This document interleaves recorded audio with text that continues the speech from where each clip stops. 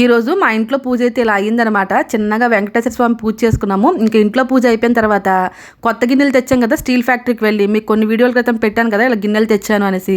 ఆ గిన్నెలు అయితే ఈరోజు ఓపెన్ చేస్తున్నాను అనమాట. ఏదైనా మంచి రోజు చూసి ఓపెన్ చేస్తే నాకు ఇష్టం అనమాట. కొత్త గిన్నెలైనా, కొత్త వస్తువులైనా, కొత్త బట్టలైనా కూడాను. అంటే ఎప్పుడు పడితే అప్పుడు వాడను. ఇన్ని రోజులు దాచి ఈ రోజు అయితే వాడుతున్నాను. ఈరోజు మంచి రోజు అనేసి చూడండి, కొత్త గిన్నెకి అయితే నీట్గా పసుపు రాసి బొట్లు పెట్టుకున్నాను. నేను కొత్త వస్తువు దేనికైనా సరే ఖచ్చితంగా పసుపు రాసి బొట్టు పెట్టుకొని దానికి దండం పెట్టుకుంటారనమాట.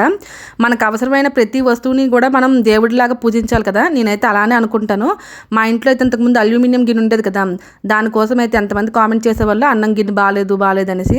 అంటే అది అల్యూమినియం గిన్నె 10 years నుంచి వాడుతున్నాం కదా, మాకు ఫోటోలో చూస్తే కానీ తెలియలేదు. డైరెక్ట్గా వండుకుంటే రోజు వండుకునే గిన్నె అన్నట్టు ఉండేది. అలానే అల్యూమినియం గిన్నెల్లో వండుకొని తినకూడదని కూడా అంటున్నారు కదా ఈ మధ్యన. అందుకని స్టెయిన్లెస్ స్టీల్ అయితే ఒకటి గిన్నె తెచ్చాము. గిన్నె అయితే బరువుగా భలే ఉందన్నమాట. ఇంకా కొత్త గిన్నెలో అన్నంతో పాటు కాంబినేషన్కి ఈరోజు అయితే బీరకాయ పచ్చడి చేసుకున్నాం లంచ్లోకి. Thanks for watching.